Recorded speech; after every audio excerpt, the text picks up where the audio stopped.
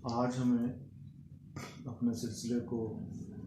गुज़िश्ता से व्यवस्था करते हुए जिस पर्सनैलिटी के बारे में बात करनी है वो है मदर टेरेसा। आया कि मदर टेरेसा की कंट्रीब्यूशन, उनके एट्रीब्यूट्स और उनकी ज़िंदगी के चंद अहम ऐसे राज जिन्हें इस नज़र से पहले तश्त अज़बान नहीं किया गया, जो सामने नहीं लाया गया, उस सिलसिले में आज कुछ बात करते हैं। फर्स्ट एंड फॉरमोस्ट ये पहले समझ लें कि जैसे कि हम सब जानते हैं आमतौर पर मदर टेरेसा एक बहुत ग्रेट पर्सनैलिटी के तौर पर she is very well known, her welfare contribution, तो उनके बारे में आम अच्छे खासे लोग भी कोई कंट्रोवर्शियल या ऐसी बात जिसे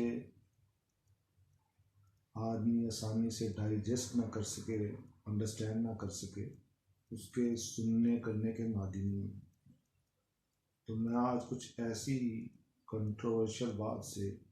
अपनी इस बात को इनिशिएट और उसका आगाज़ कर रहा हूँ कि 2-3 बातें मदर टेरेसा के बारे में जो रिसर्चर्स और इन मामलात नज़र रखते हैं, लिखने पढ़ने वाले, उनके नज़दीक ऐसी हैं जो मदर टेरेसा की जो आम शोहरत है उससे मैच नहीं करती, लगा नहीं खाती। वो सबसे पहले ये है कि मदर टेरेसा का ये सारी वेलफेयर, उनके नज़दीक इसका मकसद ये था कि क्रिश्चियनिटी को, ईसाईयत को फ़रोग़ दिया जाए। लिहाजा जब भी कोई शख्स मदर टेरेसा से मुतासिर होता था तो मदर टेरेसा उसे ईसाईयत की तरफ राग़ब करती थी अपनी वेलफेयर कंट्रीब्यूशन के ज़ोर पर। तो ऐसे हल्का फ़िक्र का जो लोग ये बात प्रूव करते हैं, उनकी दलील ये है, कई ऐसे वाक़यात हैं कि मदर टेरेसा ने बहुत से लोगों को, जब वो बिल्कुल डेथ बेड पे थे और मरने वाले थे, तो उनको उन्होंने ईसाईयत की प्रीचिंग की और मरते दम या बिफोर डेथ में ईसाई बना दिया। एक ये नज़रिया है इनके बारे में कंट्रोवर्शियल। दूसरा ये नज़रिया है कि मदर टेरेसा जो इंटरनेशनल इस्टेब्लिशमेंट होती है, जिनका मकसद सिस्टम को अपने मफादात के सामने पेश नज़र गार्ड एंड कंट्रोल करना होता है, मदर टेरेसा उनके लिए काम करती थी। और वो सारी वेलफेयर का मकसद ये था कि माशरे का वो जो पिसा हुआ तबका है, जो किसी टाइम भी एग्जिस्टिंग सिस्टम के लिए, इस्टेब्लिशमेंट के लिए थ्रेट बन सकता है, उनका कैथारसिस वेलफेयर के ज़रिए किया जाए। और ये एक कन्फर्म पॉलिसी है कि हर मुल्क में, पूरी दुनिया में, कंट्री टू कंट्री और वर्ल्ड वाइड इस्टेब्लिशमेंट ऐसा करती है आवाम का कथारसिस करने के लिए हम उसका परिवार भी कर सकते हैं। तो मदर टेरेसा की वेलफेयर कंट्रीब्यूशन एंड अटेम्प्ट्स उनके नज़दीक इसी एजेंडे का ही, इसी वर्किंग ऑपरेटर्स का एक हिस्सा थी। ये हैं दो बड़ी कंट्रोवर्शियल बातें मदर टेरेसा के बारे में। अब इनका जवाब तो अभी तक नहीं दिया गया, लेकिन मैं अगर बड़ी ईमानदारी के साथ मोतदल और मुतवाज़न रहते हुए एतराज़ात का जवाब दूँ तो ये जवाब ही हो सकता है। पहले एतराज़ को लेते हैं कि मदर टेरेसा लोगों को ईसाई बनाने के लिए ऐसा करती थी। तो ये यकीनन एक इल्ज़ाम भी हो सकता है, इसलिए कि अगर कोई मदर टेरेसा के काम से, उनके कंट्रीब्यूशन से मुतासर होकर खुद ब खुद अपनी सेल्फ डिटर्मिनेशन के साथ ईसाई होता था, तो इसमें किसी को क्या एतराज़ हो सकता था या हो सकता है। और इसमें मदर टेरेसा का भी यकीनन कोई कसूर नहीं।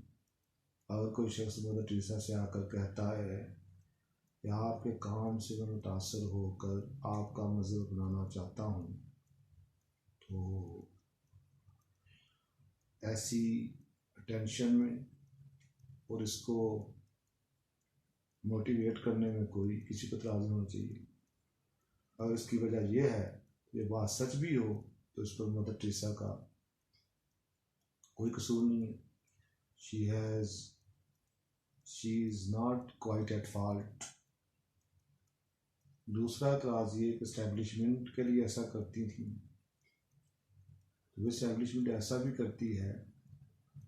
कि वो वेलफेयर के निज़ाम तो चलवाती भी है, लेकिन बहुत सारे वेलफेयर के निज़ाम जो चल रहे होते हैं वो अपने एंड पर और अपने नज़रिए से इसलिए उनको हेल्प आउट करती है ताकि इन द लॉन्ग टर्म उनके एंड पर वो सिस्टम और वेलफेयर उनके फ़ायदे में एड अप हो जाए। तो अब अगर किसी इस्टेब्लिशमेंट का ऐसे ऑपरेटर्स को इसलिए वो अपने एंड पर वेलफेयर करती है, तो ज़ाहिर बात है टेंशन और नियतों का तो वेलफेयर आलम गैर नहीं होते करने वाले। तो कैसे जान जाएंगे कौन किस मदद कर रहा है। एक आदमी सही ज़रिए से, सही तरीके से मदद कर रहा है और उसका हिडन एजेंडा ये है,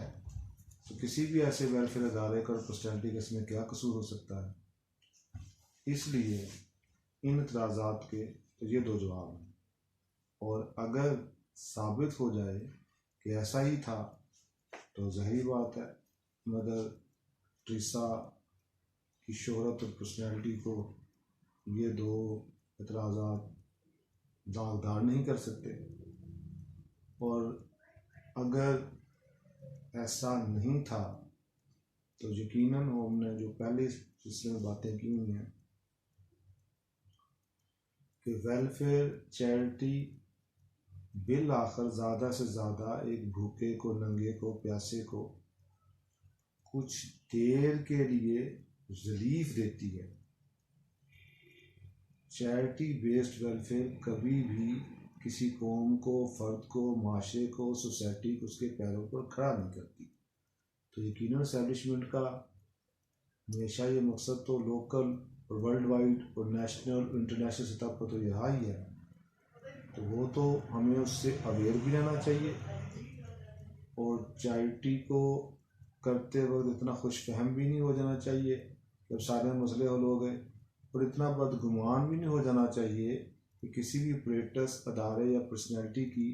हम इसलिए मदद नहीं करेंगे कि वो इस्टेब्लिशमेंट के एजेंडे को सेकंड कर रही है। तो ये मोतदल और मुतवाज़न नज़रिया रख के हम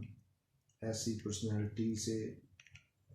ना इतने ज़्यादा खुशफहम हो जाएंगे कि हम उन्हीं को अपना मसीहा बना लें, उन्हें बदगुमान हो जाएं कि हम उनकी कोई जो अपने बल पर मदद हो सकती है वो भी नहीं करेंगे। तो अगर मदर टेरेसा और ऐसी पर्सनालिटीज़ के बारे में हम इन बातों को मद्देनज़र रखकर चलें तो हम सही मतवाज़न जगह पे खड़े होकर वेलफेयर के प्रोजेक्ट्स को बदगुमान होकर छोड़ेंगे नहीं और खुशफहमी में मुब्तला होकर उन्हें स्टेट, सोसाइटी और गवर्नमेंट के ऑपरेटर्स और पेडिस्टल का अल्टरनेटिव भी समझेंगे। आप इस पर गौर करें, इसे शेयर करें, लाइक करें, इंशाल्लाह आपसे आगे बात होगी।